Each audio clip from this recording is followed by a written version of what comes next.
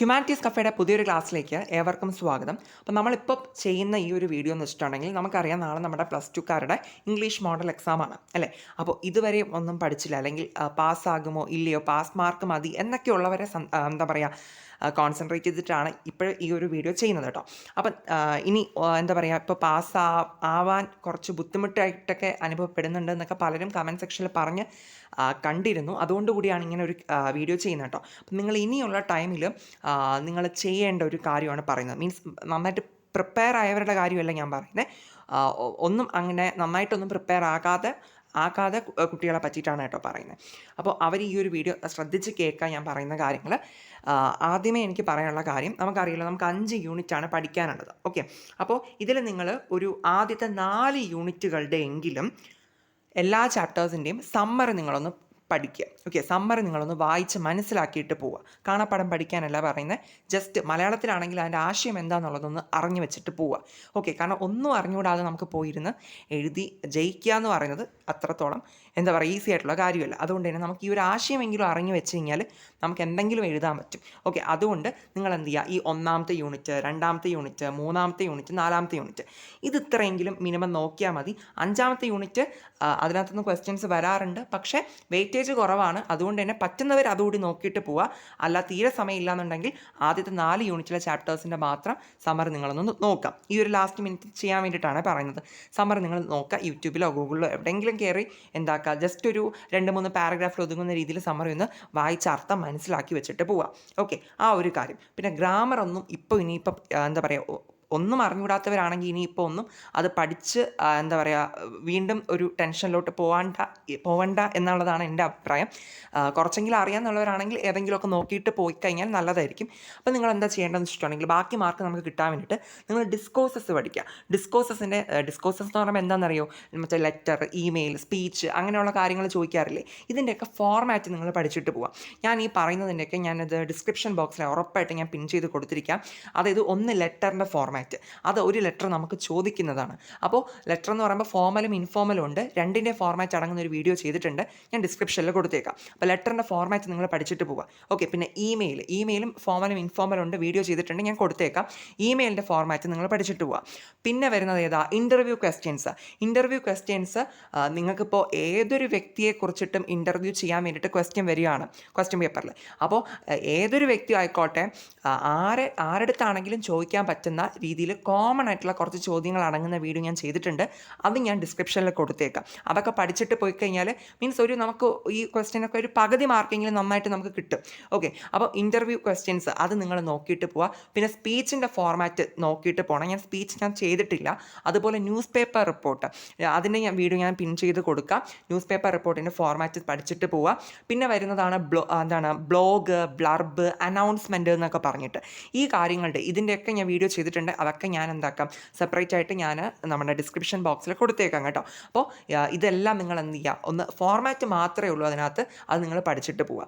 Okay, പിന്നെ ഇനി 8 മാർക്കിൻ്റെ ക്വസ്റ്റ്യൻ എന്ന് പറയുമ്പോൾ നമുക്ക് വളരെ ഷുവറായിട്ട് നമുക്ക് പറയാം, ഒരു ആപ്ലിക്കേഷൻ ലെറ്റർ നമുക്ക് ചോദിക്കും. Application letter and resume. അപ്പോൾ നമുക്ക് ഏതെങ്കിലും ഒരു കമ്പനിയിലോട്ട് നമുക്ക് ജോലിക്ക് വേണ്ടി അപ്ലൈ ചെയ്യുന്ന രീതിയിൽ, ആ രീതിയാണ് നമ്മൾ ഈ ആപ്ലിക്കേഷൻ ലെറ്റർ എന്ന് പറഞ്ഞ് ഉദ്ദേശിക്കുന്നത്. അപ്പോൾ നമ്മൾ എന്താ ചെയ്യേണ്ടത്, ഇപ്പോൾ ഇരുന്നിട്ട് ആപ്ലിക്കേഷൻ ലെറ്റർ ആൻഡ് റെസ്യൂമിൻ്റെ ഫോർമാറ്റ് പഠിക്കുക. ഓക്കെ, ഫോർമാറ്റ് പഠിക്കാൻ തന്നെ കുറച്ചധികം ഉണ്ട്, ഞാൻ അതിൻ്റെ വീഡിയോ ചെയ്തിട്ടുണ്ട്, ഞാനത് ഡിസ്ക്രിപ്ഷനിൽ കൊടുത്തേക്കാം കേട്ടോ. അപ്പോൾ ഈ ഫോർമാറ്റ് നമ്മൾ പഠിച്ചു വെച്ച് കഴിഞ്ഞാൽ നമുക്ക് വേറെ ഒന്നും അറിയത്തില്ല എഴുതാൻ, പക്ഷെ നമുക്ക് ഇത്രയെങ്കിലും ഈ പഠിച്ച കാര്യങ്ങളെങ്കിലും അവിടെ എഴുതി വെച്ച് കഴിഞ്ഞാൽ ഒരു 4 മാർക്കെങ്കിലും കിട്ടും. ഓക്കെ, മീൻസ് അത്യാവശ്യം ഒരു മിനിമം മാർക്ക് നമുക്ക് അവിടെ കിട്ടിയിരിക്കും. ബാക്കി നിങ്ങൾക്ക് പറ്റുന്ന പോലെ ക്വസ്റ്റ്യൻ വായിച്ചുകൂടി ഒന്ന് എഴുതി വെച്ച് കഴിഞ്ഞാൽ അത്യാവശ്യം കുഴപ്പമില്ലാതെ നമുക്ക് എന്താക്കാം, മാർക്ക് കിട്ടും. ഓക്കെ, അതുകൊണ്ട് തന്നെ നിങ്ങൾ ഈ ആപ്ലിക്കേഷൻ ലെറ്റർ ഒരു തവണ ഒരു കാരണവശാലും എന്താക്കരുത്, സ്കിപ്പ് ചെയ്യരുത്. ഓക്കെ, ഞാൻ ഡിസ്ക്രിപ്ഷനിൽ കൊടുക്കുന്നുണ്ട്, മസ്റ്റായിട്ടും കയറി ചെക്ക് ചെയ്ത് നോക്കുക. ഓക്കെ, പിന്നെ അപ്രീസിയേഷൻ്റെ ഫോർമാറ്റ് അത് നിങ്ങൾ ജസ്റ്റ് ഒന്ന് പഠിച്ചു വയ്ക്കുക. അപ്രീസിയേഷൻ നമുക്ക് ചോദിക്കുന്നതാണ് 8 മാർക്കിന് വേണ്ടിയിട്ട്. ഓക്കെ, അപ്പോൾ ഇപ്പോൾ പറഞ്ഞ ഈ ഒരു മോഡൽ വെച്ചിട്ട് നിങ്ങൾ എന്താ ചെയ്യേണ്ടത്, ആദ്യത്തെ 4 യൂണിറ്റുകളുടെയും ചാപ്റ്റേഴ്സിൻ്റെ എല്ലാ സമ്മറി നിങ്ങൾ പഠിക്കുക. ദെൻ എന്താ ചെയ്യേണ്ടത്, ഈ ഒരു ഡിസ്കോഴ്സസിൻ്റെ ഫോർമാറ്റ് പഠിക്കുക. ഇനി എക്സാം ഹോളിൽ പോകുമ്പോൾ ഈ ഫോർമാറ്റ് ഇപ്പോൾ ഒരു ലെറ്റർ എഴുതാൻ ചോദിക്കുകയാണ്. ഓക്കെ, ഇപ്പോൾ നമ്മുടെ ഏത് ചാപ്റ്ററിൽ നിന്ന് ചോദിക്കാമെന്ന് വെച്ചോ, ഇപ്പോൾ ഒരു മാച്ച് ബോക്സ് റിലേറ്റ് ചെയ്തിട്ട് നമ്മുടെ ലെറ്റർ വരെയാണ്. അപ്പോൾ നിങ്ങൾക്ക് ലെറ്ററിൻ്റെ ഫോർമാറ്റ് അറിയാം, ആ ഒരു ഫോർമാറ്റ് അനുസരിച്ച് നിങ്ങൾക്ക് എഴുതി പോകാം. അതിന് തന്നെ ഒരു സ്പെഷ്യൽ മാർക്ക് ഉണ്ട്. പിന്നെ മാച്ച് ബോക്സിൻ്റെ സമ്മറി നിങ്ങൾക്ക് അറിയാം, ആ സമ്മറി വെച്ചിട്ട് ക്വസ്റ്റ്യൻ എന്താണോ നിങ്ങൾക്ക് വായിച്ചിട്ട് മനസ്സിലായത്, ഇനിയിപ്പോൾ ഒന്നും വായിച്ചിട്ട് മനസ്സിലായില്ല എന്നുണ്ടെങ്കിലും ആ ഒരു ചാപ്റ്റർ റിലേറ്റ് ചെയ്തിട്ട് നിങ്ങൾക്ക് എന്തറിയാമോ ആ കാര്യം അങ്ങോട്ട് എഴുതി വയ്ക്കുക ഈ ഫോർമാറ്റിൽ. ഓക്കെ, മീൻസ് ഒട്ടും നന്നായിട്ട് പ്രിപ്പയർ ചെയ്തില്ല എന്നുള്ള കുട്ടികളുടെ അടുത്താണ് കേട്ടോ ഞാൻ പറയുന്നത്. നന്നായിട്ട് അത്യാവശ്യം പ്രിപ്പയർ ചെയ്തവരുടെ ചെയ്യാനുള്ള കാര്യമല്ല ഞാൻ പറയുന്നത്. ഒന്നും അറിയത്തില്ല എന്ന് നിൽക്കുന്ന കുട്ടികളുടെ അടുത്താണ് പറയുന്നത്. ഓക്കെ, അപ്പോൾ ആ രീതിക്ക് നിങ്ങൾക്ക് ചെയ്തു പോവാം. ഓക്കെ, പിന്നെ ഈ 4 യൂണിറ്റിൽ നമുക്ക് 5 യൂണിറ്റ് ഉണ്ട്. ഞാൻ പറഞ്ഞല്ലോ, സമയം ഉണ്ടെങ്കിൽ 5ാമത്തെ യൂണിറ്റ് കൂടി നോക്കുക. അതിനകത്തൊന്നും ക്വസ്റ്റ്യൻ വരുന്നുണ്ട്. വെയിറ്റേജ് കൂടുതൽ ആദ്യത്തെ 4 യൂണിറ്റുകളാണ്, അത്രയേ ഉള്ളൂ. ഇതിനകത്ത് പോയംസ് വരുന്നുണ്ട്. അപ്പോൾ അതിൽ എനി വിമൺ വരുന്നുണ്ട്, മെൻഡിങ് വാൾ വരുന്നുണ്ട്, പിന്നെന്താ സ്റ്റാമറും റൈസും.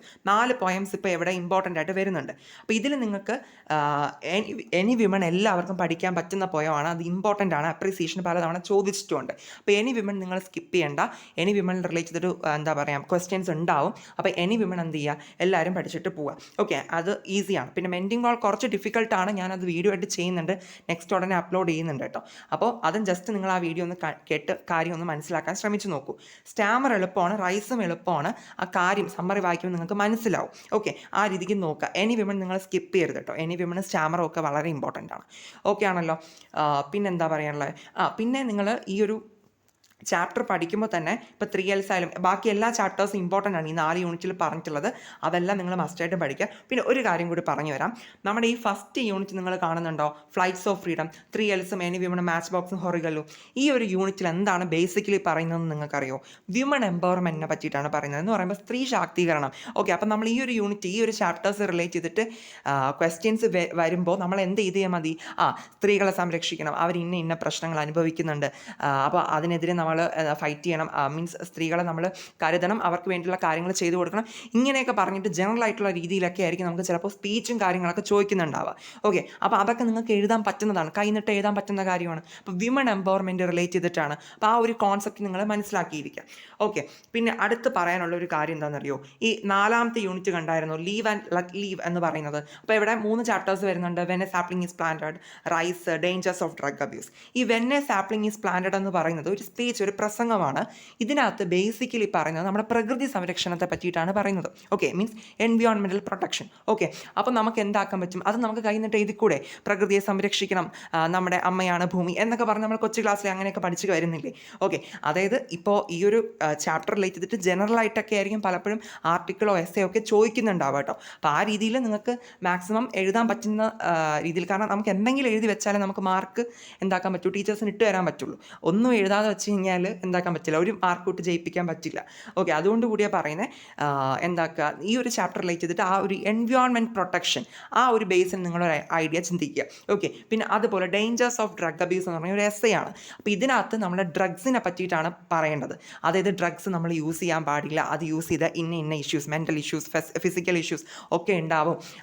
ആ രീതിക്ക് നമുക്ക് അതുകൊണ്ട് ഡ്രഗ്സിനെ നമ്മൾ പ്രിവെൻറ്റ് ചെയ്യണം, ഡ്രഗ്സിനെ തടയണം, ലഹരി വസ്തുക്കൾ ഉപേക്ഷിക്കണം എന്നുള്ള രീതിയിൽ ആ ഒരു തീം വെച്ചിട്ട് നിങ്ങൾക്ക് ഈ ഒരു ചാപ്റ്ററിൽ നിന്ന് ക്വസ്റ്റ്യൻസ് വരികയാണെങ്കിൽ നിങ്ങൾക്ക് അറ്റൻഡ് ചെയ്യാം.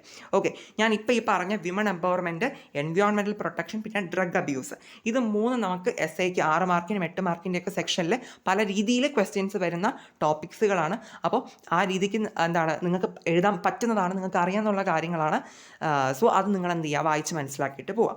ഓക്കെ, അപ്പോൾ ഇത്രയും നിങ്ങൾ ചെയ്യാൻ നോക്കി നോക്കൂ, സമ്മറി പഠിക്കൂ. പിന്നെന്താണ്, ഡിസ്കോഴ്സസിൻ്റെ ഫോർമാറ്റ് മറക്കരുത്, കാരണം ഫോർമാറ്റിന് പ്രത്യേകിച്ച് മാർക്കുള്ളതാണ്, പ്രത്യേകിച്ച് 8 മാർക്കിൻ്റെ ആപ്ലിക്കേഷൻ ലെറ്റർ ആൻഡ് റെസ്യൂം മറന്നു പോകരുത്.